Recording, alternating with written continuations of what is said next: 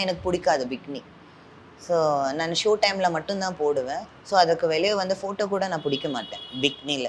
So என்னன்னா நான் photo பிடிச்சி நான் வச்சுக்கலாம். லைக் சில பேர் போஸ்டெல்லாம் பண்ணுவாங்க, எக்ஸ்போஸ் பண்ணுவாங்க. எனக்கு எக்ஸ்போஸ் பண்ண பிடிக்காது. லைக் பிக்னியில் தான் பண்ணணுன்ட்டு கிடையாது.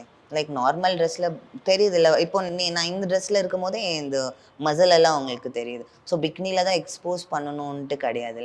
பாடி பில்டிங்கை வேறு மாதிரி காட்டணுன்ட்டு விருப்பப்படலை.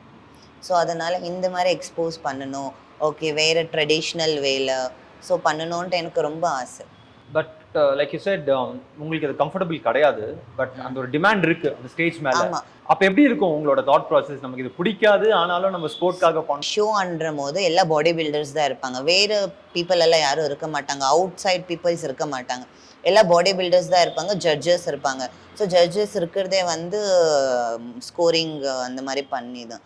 ஸோ என்ன மாதிரி எல்லாம் நிறைய பேர் பிக்னியில் தான் இருப்பாங்க. ஸோ அவங்கெல்லாம் சீனியர்ஸ் எல்லாம் ஆஃப்டர் மேரேஜ் தான் எல்லாம் பாடி பில்டிங் பண்ணிட்டு இருக்கிறது. நான் தான் லைக் எங்கர் கர்நாடகான்னு. ஸோ நான் பண்ணும்போது வந்து எனக்கு ஃபீல் ஆகும். ஸ்டார்டிங் நான் பண்ண ஷோ பிக்னி பண்ணும்போது எனக்கு ஒரு மாதிரி ஃபீல் ஆச்சு. என்னடா இந்த ட்ரெஸ்ஸில் போட்டு பண்ணணுமேன்ட்டு நிறைய பேர் இருப்பாங்கன்னு சொல்லிட்டு.